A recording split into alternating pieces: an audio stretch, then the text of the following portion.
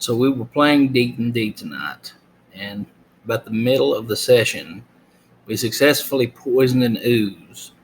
And it was so creative that I really just wanted to sit here and talk about it. Now, to start this off, we're going through to Skullport through the yawning portal in Waterdeep. So at the beginning of the session, we're sitting there in the bar. We're preparing to go down the hole, the pit, to go towards Skullport. Well, there's this massive bar fight that breaks out in the bar, and some people end up dead. Well, we have an eccentric player who's playing a class called a Jester. I think it's some kind of homebrew thing. But he starts taking body parts, and we're like, why are you doing this? His name's Joseph. It's like, Joseph, why are you taking body parts? And he's sitting there, he's like, I've got to use them as monster bait. It's like, okay, he's going to use them as monster bait. Cool. Like, yet to know what that means, but we'll figure it out. We go down into the pit. We're going through a few rooms, and we kill a bunch of bandits. Well, everybody runs out of spells. People are low on hit points. We need to rest. So we kill a bunch of bandits in this like a hallway. We decide to take a long rest in the room across from it, which is, I think, a room that one of the bandit captains was staying in. You know, one of his personal rooms. So we rest there for a long rest, and Joseph had previously cut the head off the bandit captain and left it laying in the hallway for intimidation purposes. Okay. So at least I think that's why. Anyway, we wake up, we go outside. One of the NPCs that was with us is called Yagara. She is a half-orc fighter that is a patron in the yawning portal. At least I think that is canon, and she's missing. So we don't know where Yagara is. Unknowns to us, she's went back up to the yawning portal because she got tired of one of the players' shit. And we go outside. She's missing. So me and another character, Marcus, go to look for Yagara because Yagara is Marcus's love interest in the game. So Joseph, the one who successfully poisons the ooze here in a minute, and Davey, one of the other players, the one who ran Yagara off, are going out in the hallway. Well, the head is missing. And Joseph's like, where's my head at? This isn't fair, because he was going to harvest the bodies for body parts. It's like, where'd my bandit captain head go? And all that's left is this like slime that's on the floor of the dungeon. So he's sitting there, and being the eccentric character that he is, Joseph's character dumps out a healing potion. And he starts trying to scoop the goop into this now empty potion bottle.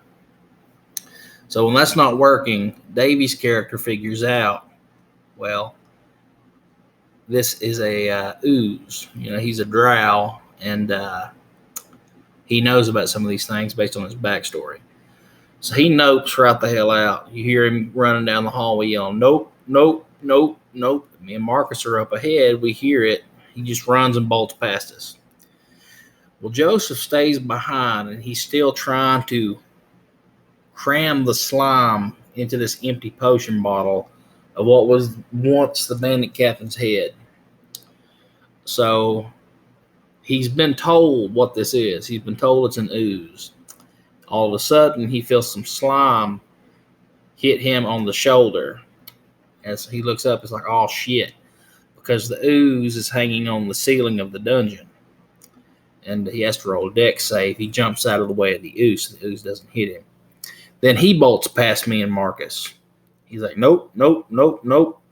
And actually, he yells at Marcus, and he goes, I found Yagara, and he points at the ooze. So, manipulation tactic. Marcus now thinks that Yagara is eaten by the ooze. At least I think that's how it went.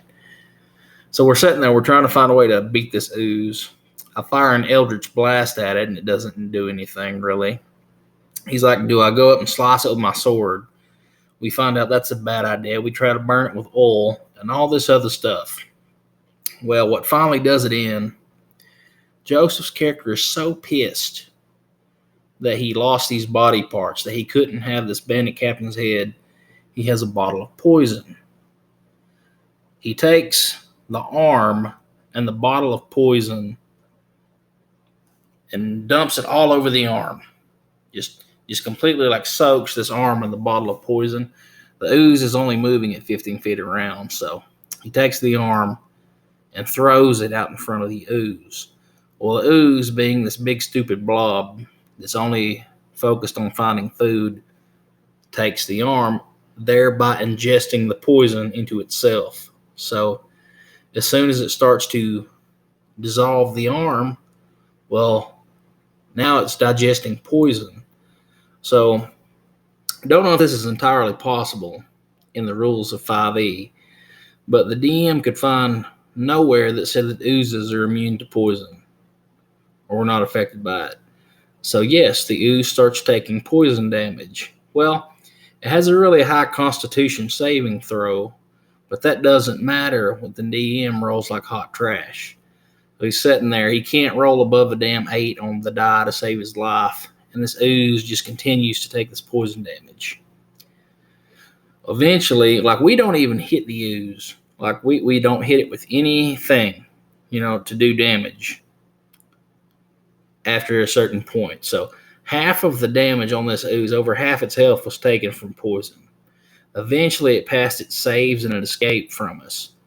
But I just thought that was so creative that I wanted to talk about it, because Joseph's insane character found a way to poison an ooze. He used food, monster bait, as he called it, which actually had a point to it. I didn't actually realize that what his thought process with keeping body parts were.